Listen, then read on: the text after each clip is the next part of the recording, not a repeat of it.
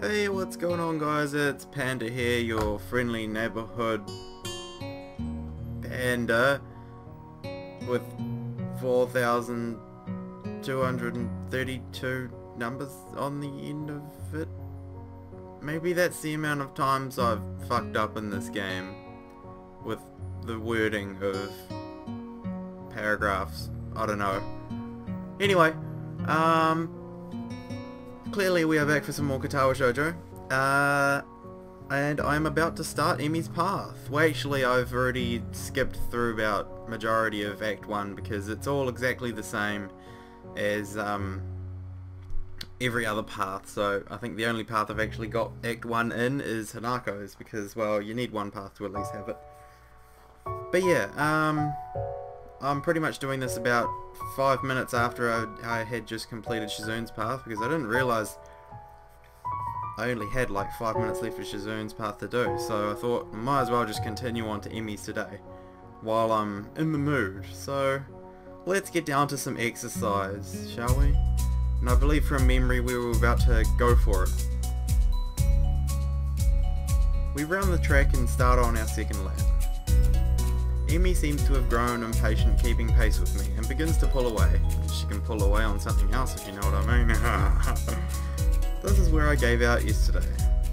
Are we still talking about running? Will I be able to do more? Hell yeah, go for it.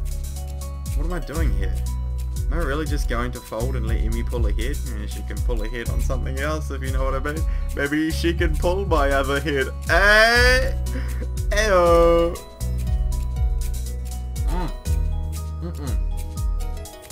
I didn't mean to do that. I speed up. The second lap's done quickly, and without even considering it, I keep going. If we didn't mention the word lap in there, then I would have thought we were still talking about something else.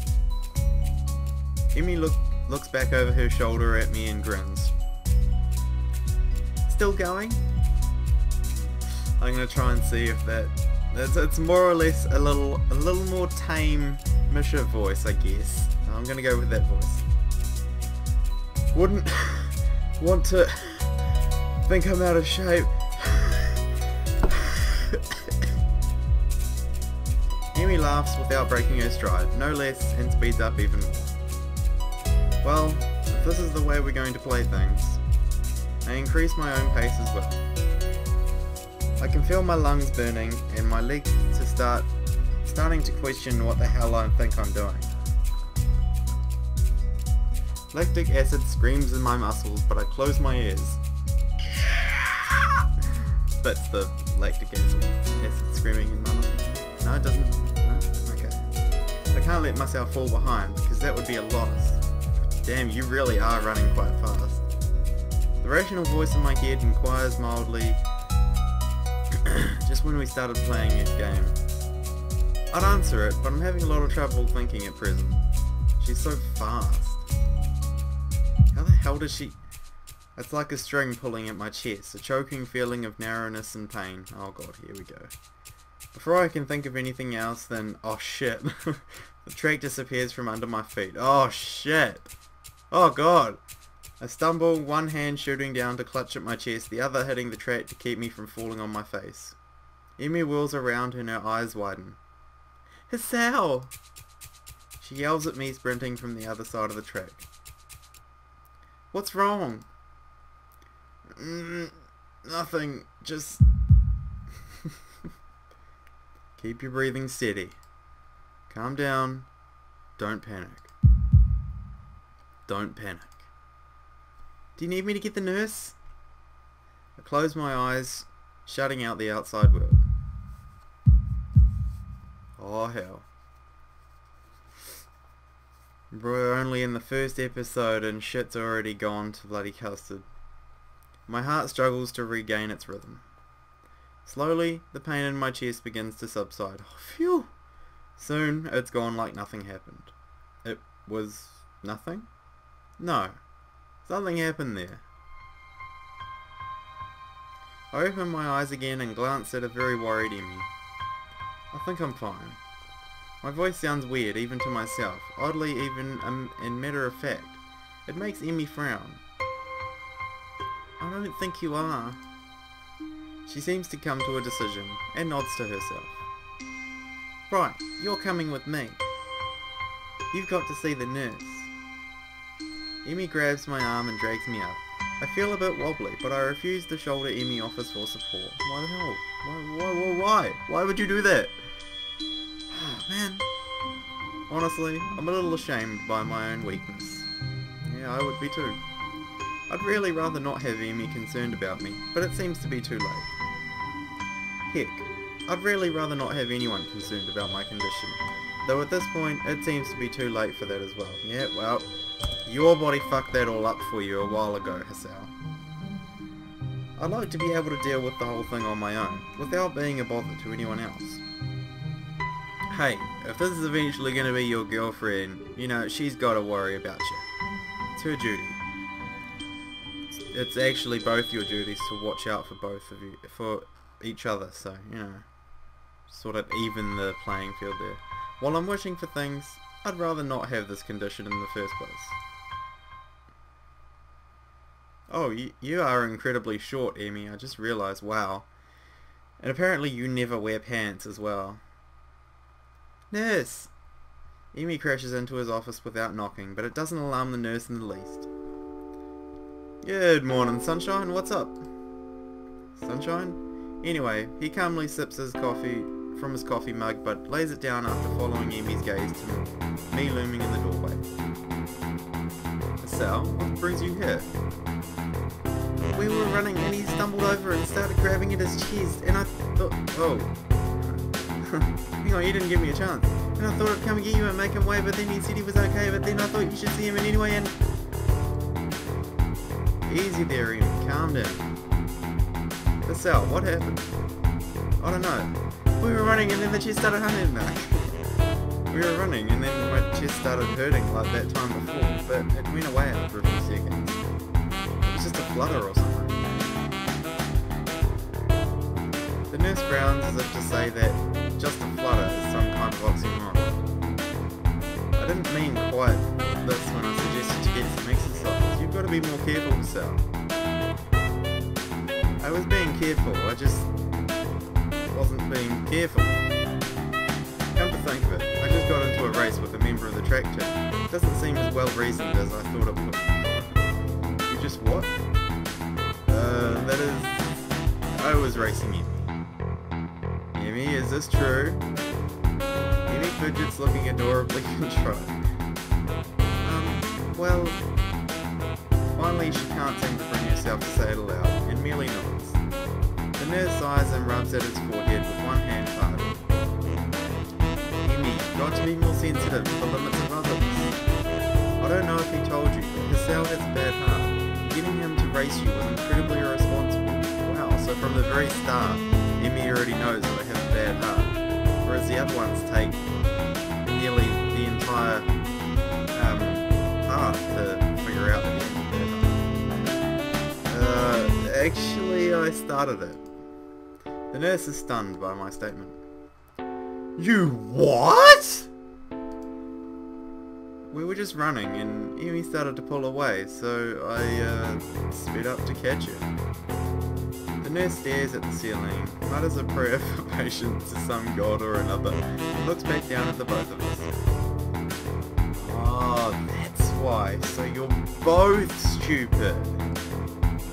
That's a comfort, I guess. Now come on, Hisao, I've got to make sure your heart's not going to explode or something. Or something? That sounds really professional. That's just what you want your doctor to hear. You go up for a check-up if you've got a bad heart. Alright, just take a seat over there. I think apparently I've got to check up on your heart or something. I don't know, just in case it explodes or something. No, that's what it says on this bit of paper, so I guess I better follow it. I dutifully obey and follow him to the adjacent room where we ascertain that I am, in fact, not going to keel over and die. So, how does it feel? I don't know, nothing much. Tired, but it might just be from the exercise. You should stay here for a few hours and rest. See how you feel after that. This music is very jazzy and light-hearted. That sounds like something a hero would listen to. I'm not going to object, so I lie down on the infirmary. Infirmary sounds so hostile. A thoroughly miserable Emi comes in after getting an earful from the nurse in the other room. I couldn't hear what he said through the closed door, but I'm sure it wasn't pleasantries. Look, I'm really sorry. I should have been more careful. Hey, you didn't know, it's not your fault. She looks awfully down and sorry, and my reassurances don't do anything much to cheer her up. Honestly, she has the fucking biggest puppy eyes ever. It's the most adorable thing. The most adorable thing. I want to make it up to you. Oh, well, are we talking sexual favours? I mean, I'm all ears, babe. Again with that decisive nod. So you have to come to lunch with me. I'll bring it for you, okay? Something really good. I start with a, you don't have to, but then shut up and just nod at her when I see her face. Good. Oh, whoa! I accidentally bumped my scroll wheel on the mouse and yeah, had a bit of a spaz. We meet on the roof. We? Yep, the weather's nice now, so the roof's a great spot for lunch, you know? I see. You'll come, right? You wouldn't deny me the chance to make it up to you. Of course not. Great, see you there. The fuck is his screensaver? What is that? I can see he's running Windows XP, which is good, you know, he's good. It looks kind of outdated. Fax machine, not bad, not bad. Telephone, tray to put paper clips. I'd have to say it's a fairly organised office. If it was my office, there'd be papers everywhere and porn tube on a tab down here or something. Definitely not that screensaver. Whatever the hell that is, it's the most revolting looking screensaver ever. I stay afloat somewhere between asleep and awake, feeling completely drained. I need to blow my nose.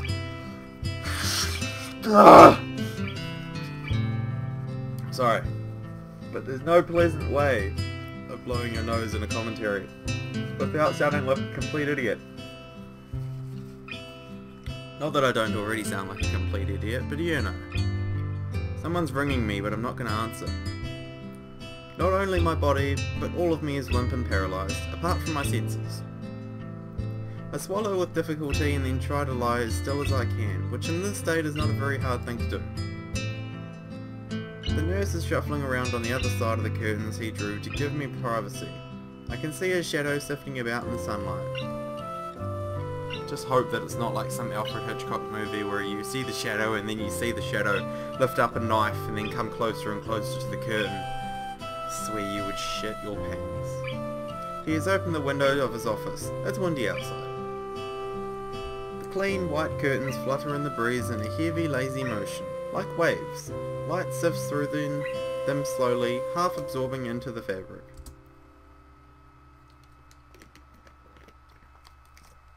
I close my eyes. The breeze on my face feels like the soft fabric of the curtains. I listen to the sound of my heartbeat for a moment, trying to shut out the sound of the nurse tapping away on his computer and my own heavy breathing. It's steady. Damn it, not even a week and I end up like this again. I really screwed up this time. Should have known better than to play the half-baked sports star in front of a real one. And why did I try to act brave? Like that heart flutter was no big deal, even when it was so obvious that it was fake. It was just a reflex, to push it away, to keep inside. You were acting brave because you wanted Emi to think you were brave, but now she knows that you've got a heart problem and she's going to be all worried for you the whole time and you're not going to be able to enjoy yourself because she's worried that you're going to keel over at any second. You've really fucked things up from the start, haven't you, Hisao? I didn't want it to happen. I didn't want Emi to see it. Ah, see? There you go. Already letting out your emotions and feelings for Emi. You love her, don't you? Ah. Stupid, stupid, stupid. I have to be more careful or I'll end up in the hospital again. Or worse. What he's trying to say there is dead. That's my final thought before I give in to the tiredness. Oh, okay. I thought it had frozen. And we wake up. I fell asleep. For how long? What time is it? What year? Where are we? Who am I? Born supremacy. I'm feeling a little lightheaded and I keep blinking compulsively. Pushing the curtain aside, I squint my eyes against the unfiltered light pouring in from the window. The texture of the canvas feels nothing like the wind did before.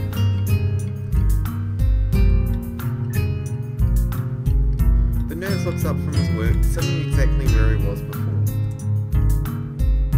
How are you feeling?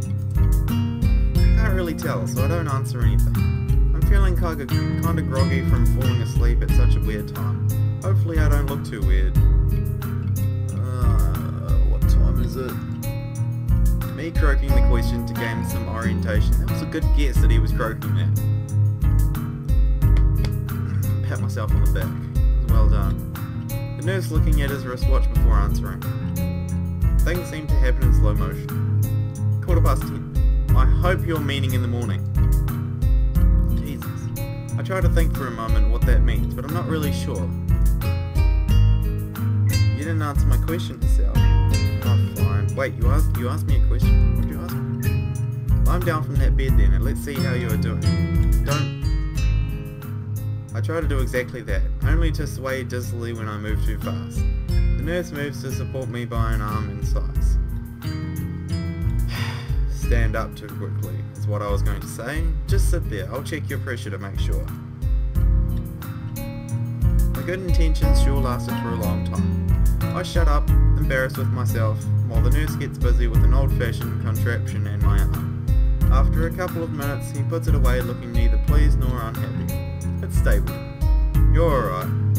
Head stop spinning? Yeah. Good. How are the contents doing? Wait, the contents? Contents? What's the contents? You didn't show very good judgment out there, Hisao. Sorry, the girl was cute, I wanted to get in her pants, that was all I was thinking of. Just like every other hormonally driven teenager. I swallowed the retort I was going to make. It's what I was thinking myself, but hearing it stated by somebody else makes me want to protest. What he's saying is not pleasant to hear. Doesn't make him any less right. No sir. But he's an authoritative figure, so you agree with him like the good man you are. He nods, still looking as neutral as he was before. It would be easy to be angry at him if he said, told you so, or something, but he doesn't, because he's a doctor. And a professional he is. I can try and help you to keep your health, but ultimately the last call lies with you. Hopefully this little episode will be something that will remind you of that. Here, a note for your teacher, to avoid an interrogation. Oh, Mattel wouldn't care anyway, he'd probably be late. I take the slip of paper he's offering and then make my leave as I can't think of anything else to say, nor even really want to. Stay out of trouble, you hear me? You hear me? I don't think it was anything but a scare, but next time could be different. I hear you. There is some way to get to the school building straight from the auxiliary building, but I'm not keen to find out and possibly get lost. Yeah, well, the rape dungeon's just right here, so just be lucky you didn't go into that room. Well, actually, it's the nurse's office. Same thing.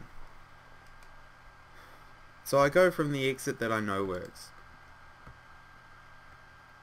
I stop at the stairs of the auxiliary building, deliberating for a moment between going to the dorms to get my books and stuff and going straight away to class. The sun stings my eyes, so I head towards the dorms. The halls are quiet as the courtyard was, naturally so since everyone is in class. I knock lightly at the door of 3-3 and push open the door when Mattel calls from the other side. Usually I just walk in. It's a classroom. I highly doubt anyone's really gonna have the door locked or, you know, People don't expect you to knock on doors in high school. Sorry I'm late. Do you have a reason for your tardiness? 15 pairs of eyes turn to me. It's the worst feeling ever when everyone looks at you. Everyone in the classroom just looks at you like, what the fuck do you think you're doing coming in late? Good morning, Nakai. Or as Chilled Chaos would say, good morning, Nakai. I'm Batman. Mattel seems to be somewhat confounded by my coming in late, as if I interrupted his flow or something. I swear, all I think of now, just because of Chilled Chaos, is Mattel as Batman. However, I don't want to do the same as him because, well, he's Chilled Chaos and he's fucking awesome. Judging from the rambling lectures his classes tend to be, that might be the case. I'm sure you all know who Chilled Chaos is. If you don't, you need to go watch him. I pass him the note the nurse gave me. Mattel takes it with a nod and reads it quickly. He lifts his eyebrows and gives me a kind of a stern look, but doesn't say anything, just nods solemnly again. I shrug and he gestures at me to run along, so I naturally do. Class goes on lazily. I think I'm starting to get into the rhythm of school. I have even stopped worrying about taking notes and being overly attentive. The first days, I was pretty high-strung in class. Mattel finishes his lecture about electricity early, but continues without a pause about the festival. So, as you know, the festival is on the day after tomorrow. I hope everyone's projects are going to be as successful as this. Are going to be successful this year. Have a good time, but also, come Sunday, please keep this meaning of the festival in your minds. Games and fried food! Everyone bursts out in laughter and so do I. Good old Misha. Yes, thank you, Mikado. But what I meant was that the remainder of his sentence is buried beneath the ring of the lunch bells, and everyone starts packing their things. Mattel deliberates for a moment, but since almost nobody seems to pay attention anymore, he gives up and sits down. Pretty sure there's no way you can stop an entire class from leaving if the bell's rung. It's crowded in the hallway, or as crowded as hallways in this school probably get. Most of the students seem to be heading down for the cafeteria. That's a pretty fucking crowded hallway. I don't see any way of getting from where I am to where that painting is. I will probably have to fucking like jump over top of these people, or maybe run up against this wall, do a parkour flip over and get to where I want, or just plow through the middle of all of these people and eventually, I don't know, get knocked out, have a heart attack and die. Which doesn't really seem that appealing to me, but you know. Normally I join the flow and grab a lunch myself, but today is different. Oh, that's right, we're gonna go meet. Today I've been invited to lunch on the roof. An odd location, but that's where I was told to go. Fortunately, I managed to find shelter from the storm and leave the classroom door. Oh, thank God that's over. Whew. Eventually, the torrent subsides and I step tentatively out into the hallway, and before we go and have lunch with Emmy and this other masked person that you don't know who is, but I do, we're going to call that. So, I hope you guys enjoyed. Obviously this is the first part to Emmy's path, and I will talk to you guys next part. Goodbye.